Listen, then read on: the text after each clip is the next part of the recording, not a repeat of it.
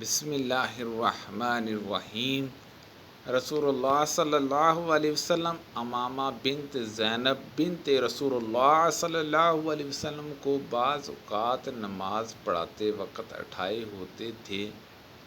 ابو الحاص بن رباح بن عبد الشمس کی حدیث میں ہے کہ جب سجدے میں جاتے تو اتار دیتے اور جب قیام فرماتے تو اٹھا لیتے۔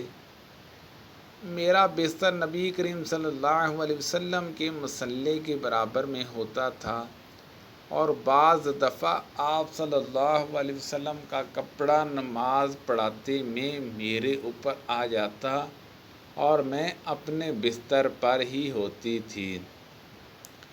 نبی صلی اللہ علیہ وسلم نماز پڑھاتے ہوتے اور میں آپ صلی اللہ علیہ وسلم کے برابر میں سوئی رہتی۔ جب آپ صلی اللہ علیہ وسلم سجدے میں جاتے تو آپ کا کپڑا مجھے چھو جاتا، حالانکہ میں حذا ہوتی تھی۔ تم نے برا کیا کہ ہم کو کتوں اور گدھوں کے حکم میں کر دیا۔ خود نبی کریم صلی اللہ علیہ وسلم نماز پڑھا رہے تھے، میں آپ کے سامنے لیٹی ہوئی تھی۔ جب سجدہ کرنا چاہتے تو میرے پاؤں کو چھو دیتے اور میں انہیں سکڑا لیتی تھی۔ رسول اللہ صلی اللہ علیہ وسلم کعبے کے پاس کھڑے نماز پڑھا رہے تھے۔ قریش اپنی مجلس میں قریب ہی بیٹھے ہوئے تھے۔ اتنے میں ان میں سے ایک قریشی بولا، اس ریاکار کو نہیں دیکھتے؟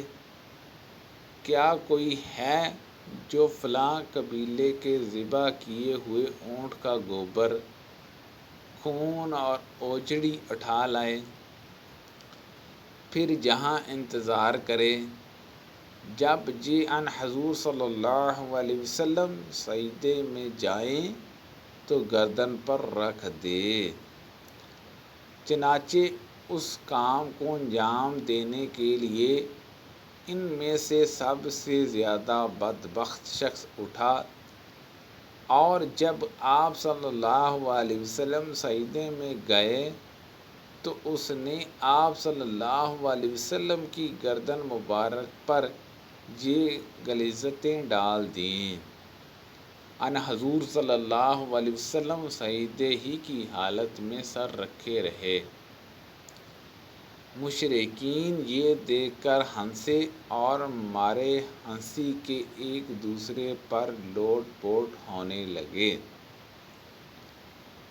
ایک شخص غالب ابن مسعود رضی اللہ عنہ حضرت فاطمہ رضی اللہ عنہما کے پاس آئے۔ وہ ابھی بچے تھے۔ آپ رضی اللہ عنہما دوڑتی ہوئی آئیں۔ حضور صلی اللہ علیہ وسلم اب بھی سجدے ہی میں تھے۔ پھر حضرت فاطمہ رضی اللہ عنہما نے ان غلیظتوں کو آپ صلی اللہ علیہ وسلم کے اوپر سے ہٹایا اور مشرکین کو برا بھلا کہا۔ ان حضور صلی اللہ علیہ وسلم نے نماز پوری کر کے فرمایا، یا اللہ قریش پر عذاب نازل کر، یا اللہ قریش پر عذاب نازل کر، یا اللہ قریش پر عذاب نازل کر۔ پھر نام لے کر کہا، خدایا عمرو بن ہاشم، عتبہ بن ربیعہ، شبیب بن ربیعہ، ولید بن عتبہ، امیہ بن خلفہ، عقبہ بن ابی معیطہ اور عمیرہ بن ولید کو ہلاک کر۔ عبداللہ بن مسعود رضی اللہ عنہ نے کہا، خدا کی قسم میں نے ان سب کو بدر کی لڑائی میں مقتول پایا، پھر انہیں گھسیٹ کر بدر کے کنویں میں پھینک دیا گیا۔ اس کے بعد رسول اللہ صلی اللہ علیہ وسلم نے فرمایا کہ کنویں والے خدا کی رحمت سے دور کر دیے گئے۔ حضرت عمر بن عبد العزیز رحمۃ اللہ علیہ نے ایک دن عصر کی نماز میں دیر کی، پس عروہ بن زبیر رضی اللہ عنہ کے پاس تشریف لے گئے اور انہوں نے بتلایا کہ اسی طرح مغیرہ بن شعبہ رضی اللہ عنہ نے ایک دن عراق کے ملک میں نماز میں دیر کی تھی جب وہ عراق میں حاکم تھے۔ پس ابو مسعود انصاری، عقبہ بن عمر ان کی خدمت میں گئے اور فرمایا، مغیرہ رضی اللہ عنہ، آخر یہ کیا بات ہے؟ کیا آپ کو معلوم نہیں کہ جب جبرائیل علیہ السلام تشریف لائے تو انہوں نے نماز پڑھی اور رسول کریم صلی اللہ علیہ وسلم نے بھی نماز پڑھی، پھر جبرائیل علیہ السلام نے نماز پڑھی تو نبی صلی اللہ علیہ وسلم نے بھی نماز پڑھی،